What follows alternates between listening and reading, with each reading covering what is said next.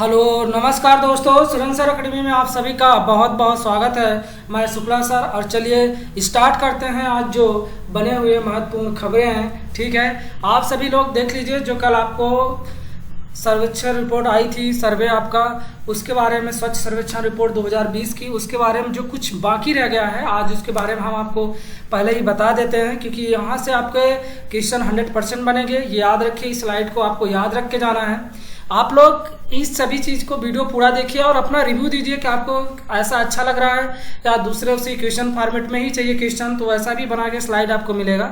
ऐसा कुछ नहीं है, ये कुछ थोड़ा सा नया है। आप सभी लोग अपना कमेंट बॉक्स में जरूर बताइए कि क्या अच्छा है या क्या खराब है, ठीक है। चलिए देखते हैं। स्वच्छ सर्वेक्षण 2020 की जो रिपोर्ट आई है, केंद्रीय आवास एवं शहरी मंत्रालय के द्वारा ये जारी की जाती है, जिसमें ये कहा गया कि 1 लाख से ऊपर जहां आबादी रहती है उसमें सबसे साफ स्वच्छ शहरों में किसको स्थान दिया गया है। पहला आप सभी लोग जानते हैं, इंदौर को, लगातार 4 सालों से। 1 लाख से कम आबादी वालों में 3 शहर आए हैं। कौन कौन से आए हैं ये याद रखिए। खासकर महाराष्ट्र के लोग जो महाराष्ट्र का एग्जाम देंगे, बाकी अदर स्टेट के लोग जो पीएससी देंगे उनके लिए इंपॉर्टेंस है। कराड, सासवत और लोनावाला ये सभी कहाँ आते हैं? महाराष्ट्र में।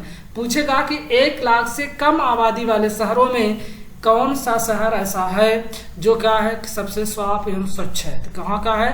कराड, सासवत और लोनावाला, ये तीनों कहाँ है? महाराष्ट्र है।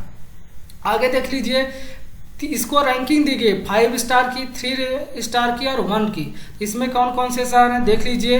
तो 5 स्टार में 6 आते हैं। इंदौर आप सभी लोग जानते हैं मध्य प्रदेश में आता है। अंबिकापुर आपका छत्तीसगढ़ में आता है। नवी मुंबई कहाँ आता है? आपका महाराष्ट्र में आता है। सूरत कहाँ आता है? आप सभी को पता है कि सूरत कहाँ आता है? गुजरात में। राजकोट कहाँ आता है? ये भी गुजरात में। और मैसूर कहाँ आता है? आपका कर्नाटका में। तो ये 5 स्टार इनको मिले। इन छवों को याद करके जानिए, ठीक है। आपसे पूछेगा कि 5 स्टार पाने वाले शहरों के नाम बताइए, तो ये याद रखिए कि ये 6 ऐसे शहर हैं जो क्या है 5 स्टार पाए हुए। बाकी 86 ऐसे शहर हैं जो 3 स्टार पाए हुए हैं और 64 शहर ऐसे हैं कि जो क्या है 1 स्टार के रूप में दर्जा दिया गया। 100 से अधिक शहरी स्थानीय निकायों में, मतलब जो अर्बन लेबर मतलब लोकल बॉडीज होती है, उसमें जो सबसे स्वच्छ राज्यों का दर्जा दिया गया है, उसमें किसको दिया गया है? छत्तीसगढ़ को। और जहां 100 से कम अर्बन लोकल बॉडीज होती है उसमें किसे दिया गया है? झारखंड। गंगा टाउन श्रेणी में वाराणसी आपको सबको पता है कि सबसे स्वच्छ शहर है। छावनी श्रेणी जो जालंधर में शीर्ष रैंकिंग मिली है, इसको पता है आपको। कल ही आपको बताया था कि ये कहाँ है? जालंधर, जो पंजाब में स्थित है। ये 1848 में फर्स्ट एंग्लो वार जो युद्ध हुआ था उसी में ये 1848 में बनी थी। राजधानी में पूछेगा कि राजधानियों में सबसे स्वच्छ राजधानी कौन सी है? तो नई दिल्ली। सर्वेक्षण में इसमें 4242 शहर और 62 छावनी और 97 गंगा शहर शामिल थे, ठीक है। इतना चीजें आपको याद होना चाहिए। चलिए देखते हैं आज की अगली स्लाइड। और पहला नंबर का क्या है आप सभी लोग देखिएगा। भारत, जापान, ऑस्ट्रेलिया ने चीन को मुकाबला करने के लिए आपूर्ति श्रृंखला लचीलापन पहल लॉन्च किया है। आपसे क्या क्वेश्चन पूछेगा कि चीन के बढ़ते हुए दबदबा को कम करने के लिए भारत ने किन किन देशों के साथ मिलकर आपूर्ति श्रृंखला लॉन्च की है? तो याद रखिए किसके किसके साथ? भारत, जापान और ऑस्ट्रेलिया, ये तीनों देश मिलकर क्या कर रहे हैं? आपूर्ति श्रृंखला, मतलब जिस चीजों की कमी होगी उसकी श्रृंखला को हमें पूरा करने के लिए लचीला पहल लॉन्च किया गया है। जापान ने इस पहल के बारे में पहले ही भारत से क्या है संपर्क कर चुका था। वास्तविक नियंत्रण रेखा जो चीन के आक्रामक जो कदम है, तो भारत इस पहल में शामिल होगा। इस पहल का जो मुख्य उद्देश्य क्या है वो याद रखिए। हिंद जो प्रशांत क्षेत्र है उसमें प्रत्यक्ष विदेशी, मतलब जो डायरेक्ट विदेशी निवेश हो उसको आकर्षित करना है, मतलब वहां दबदबा बनाना है। इसका उद्देश्य यह भी है कि जो आर्थिक महाशक्ति बनाना है, किसको? हिंद ओशन को, इंडियन ओशन को, यानी हिंद महासागर को। इसका क्षेत्र देशों के साथ बीच क्या करना है? साझेदारी भी अच्छे से बनाए रखना। SERI का विचार आसियान देशों के लिए खुला हुआ है, मतलब इसके लिए आसियान जो देश हैं, जो समूह हैं, उनके लिए खुला रहेगा। आपूर्ति श्रृंखला लचीलापन पहल सर्वप्रथम जापान द्वारा प्रस्तावित किया गया है। तो आपसे क्वेश्चन पूछेगा कि आपूर्ति श्रृंखला सबसे पहले किसके द्वारा क्या किया गया था? प्रस्ताव दिया गया था। तो याद रखिए किस देश के द्वारा, जापान के द्वारा। इस पहल का उद्देश्य क्या है, चीन पर निर्भरता को कम करना। इससे जापान के साथ साथ भारत, ऑस्ट्रेलिया भी जुड़ेंगे। यह उन कंपनियों के लिए एक सीधी प्रक्रिया है जो चीन की राजनीतिक व्यवहार और आपूर्ति श्रृंखला में व्यवधान के बारे में क्या है, चिंतित है। ठीक है, आगे चलिए देखते हैं इसका महत्व क्या है। आप जानते हैं कि भारत कहाँ स्थित है, यहाँ अपना इंडियन ओशंस में, अरब सागर के पास। ये ऑस्ट्रेलिया का आपको क्वाड बना हुआ है, और ऊपर में देखिए जो आपका प्रशांत महासागर, उसको ट्रायंगल नुमा करके आपको लोगो लगाया गया है, देख लीजिएगा। तीनों मतलब ये मिलके क्या करेंगे, ये पूरा क्षेत्र को घेरेंगे। ठीक है, इस क्षेत्र में एक मजबूत आपूर्ति श्रृंखला पहल बनाने के साथ साथ हिंद प्रशांत क्षेत्र को लचीलापन बेहतर होगा। व्यवसायों ने अब क्या है, भारत के आपूर्ति श्रृंखला को एक केंद्र के रूप में, मतलब एक सेंटर के रूप में देखेगा। इसलिए भारत क्या है, ग्लोबल वैश्विक आपूर्ति श्रृंखला का हिस्सा बनने से चीन के विकल्प, मतलब चीन का जो कहते हैं ना कि चीन जो अच्छा सस्ता सामान देता है, तो इसका विकल्प हम तलाश रहा है पूरा वर्ल्ड, तो उसका विकल्प कौन बन सकता है, भारत। यह ध्यान दिया जाना चाहिए कि पीएम मोदी ने उल्लेख भी किया था कि व्यवसाय भारत की आपूर्ति श्रृंखला का केंद्र के रूप में देख रहा है। भारत, जापान, ऑस्ट्रेलिया, इन देशों की भौगोलिक स्थिति देख लीजिए, अति महत्वपूर्ण है। क्यों महत्वपूर्ण है कि चीन के कार्यों का मुकाबला करने के लिए देख लीजिए कि भारत कहाँ है, अरब सागर के पास। मतलब अगर हमें कहाँ जाना है, कहीं यूरोपीय कंट्री में जाना है, तो इधर भारत अपना पूरा क्षेत्र देखेगा। प्रशांत महासागर होके कहीं अमेरिका वगैरह देश में जाना है, तो उधर कौन देखेगा, जापान। इधर नीचे साइड कौन देखेगा, ऑस्ट्रेलिया। तो कितनी अच्छी मतलब वो बन रही है। तो इन तीनों देशों का एक मुख्य बिंदु निम्नलिखित है। भारत जापान सुरक्षा, राजनीतिक और आर्थिक सहयोग के क्षेत्र में अपनी नई भागीदारी बनाना। जापान की फ्री और ओपन हिंद प्रशांत रणनीति और भारत की एक्ट ईस्ट पॉलिसी के बीच ये अभिसरण है। भारत और ऑस्ट्रेलिया पनडुब्बी रोधी युद्ध अभ्यास करते हैं। उन्होंने मजबूत पीपल्स टू पीपल संबंध स्थापित किए हैं। भारत और जापान, ऑस्ट्रेलिया और जापान ने संयुक्त उद्यमों जो भारत के प्रमुख तीसरे भागीदारी रूप में पहचाने जानते हैं, ये भी आपको पता होना चाहिए। चलिए आगे चलते हैं। अगला क्या है, आरबीआई ने वित्तीय शिक्षा राष्ट्रीय रणनीति 2020-25 के मुख्य बिंदु क्या हैं, ये याद रखिएगा, क्योंकि आपसे क्वेश्चन यहाँ बनेगा। याद रखिएगा, NSFI यानी non standard form of employ,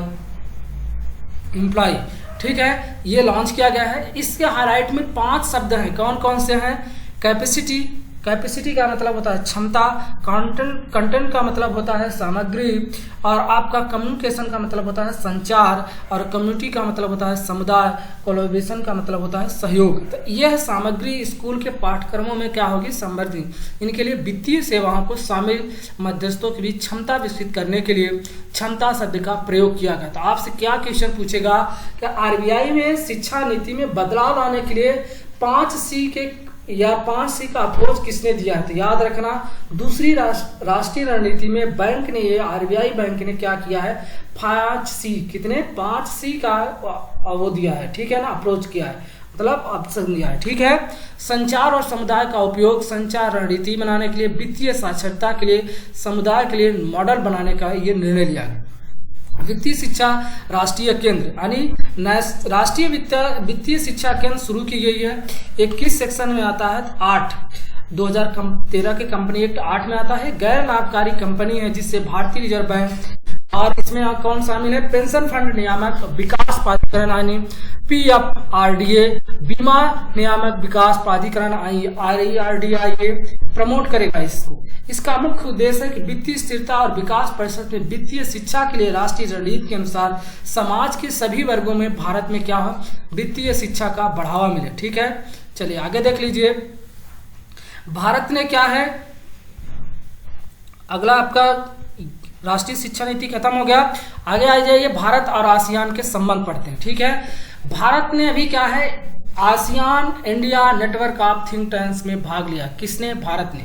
याद रखिए 20 अगस्त 2020 को जो हमारे विदेश मंत्री, कौन है विदेश मंत्री, हमारे एस जयशंकर साहब, इन्होंने ASEAN India network of think tank में क्या लिया है, भाग लिया है। ये कईमा 6वां गोलमेज सम्मेलन है। तो आपसे क्वेश्चन पूछेगा कि Bharat ASEAN India network of think 6वां गोल सम्मेलन में कौन से मंत्री ने भाग लिया था, तो आपको पता होना चाहिए विदेश मंत्री एस जयशंकर। इन्होंने किन चीज़ों पे जोर दिया है, वैश्विक आपूर्ति श्रृंखलाओं को चिंता को कम किया जाना चाहिए। वही जो भारत जापान ने क्या है अभी लॉन्च किया ऑस्ट्रेलिया के मिल के साथ, और विविधीकरण लचीलापन किया जाना चाहिए। भारत आसियान देशों के बीच आपूर्ति श्रृंखला बढ़ाने देने के लिए क्या है, ये सहयोग एक मॉडल लागू किया जा रहा है। भारत का इरादा है कि भारत प्रशांत पहल का विस्तार करना। आसियान आप सभी जानते हैं कि दक्षिण पूर्व एशियाई देशों का एक संघ है। इसकी स्थापना एशिया प्रशांत क्षेत्रों के देश में सामाजिक राजनीतिक स्थिरता को बढ़ावा देने के लिए की गई थी।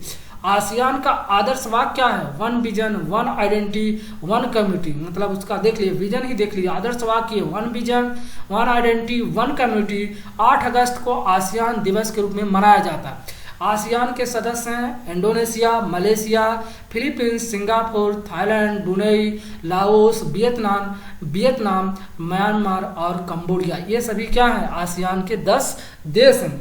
आसियान आप सभी लोग जानते हैं 8 अगस्त 1967 को बना था। इसका हेडक्वार्टर कहाँ है, इसका हेडक्वार्टर जकार्ता में है। ठीक है, इतना चीज़ें आपको पता होना चाहिए। चलिए आगे चलते हैं।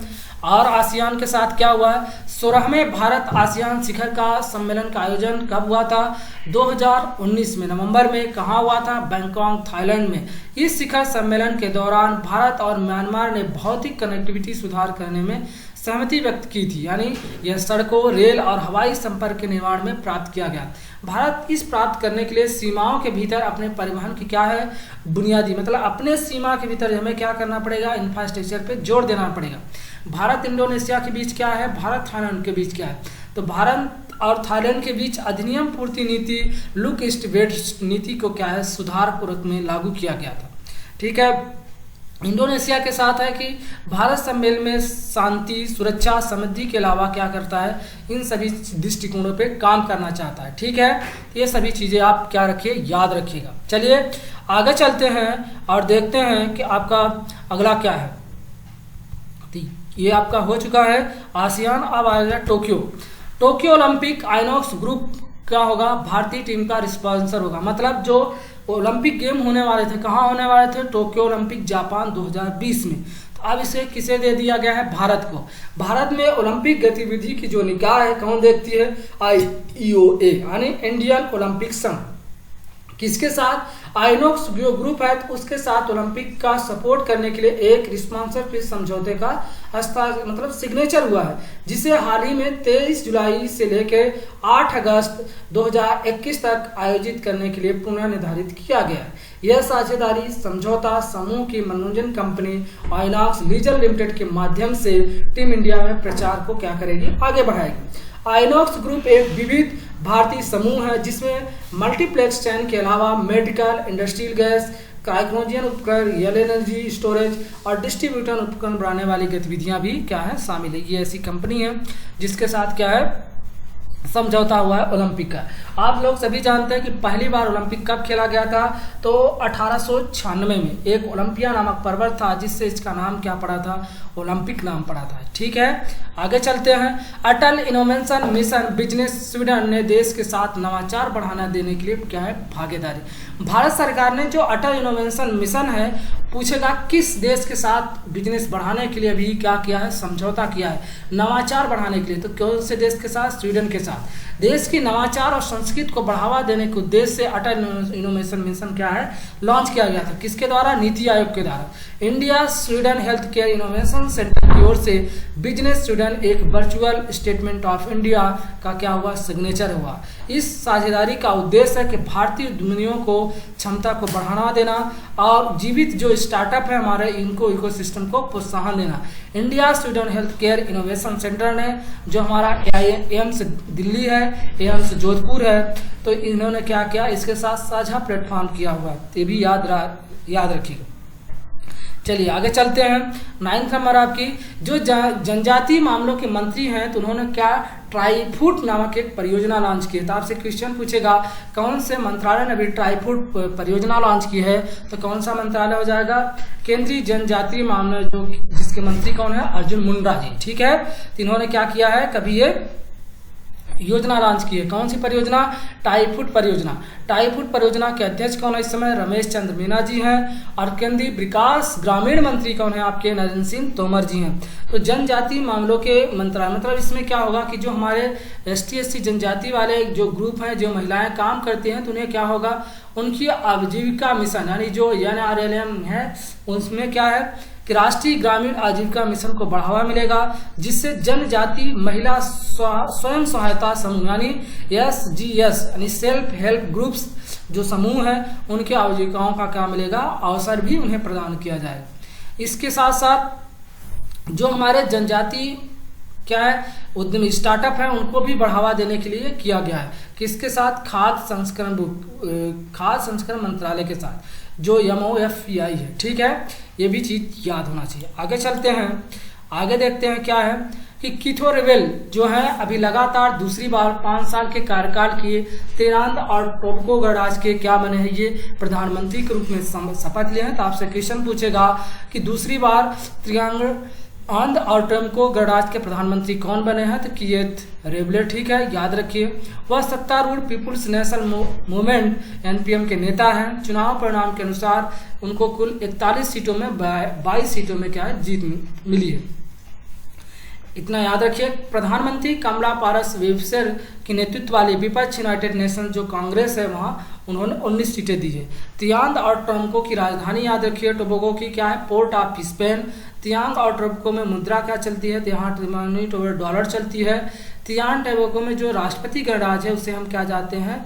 पपुला मालदीव्स के नाम से जानते हैं। और एक और राष्ट्रपति चुने गए हैं फ्रांसिस्को पास्कल इंगोरियर ओमामा एसवे। ये किसके बने हैं? लगातार तीसरी बार जो गिनी गणराज्य है इक्वेटोरियल वहाँ के ये प्रधानमंत्री नियुक्त किए गए।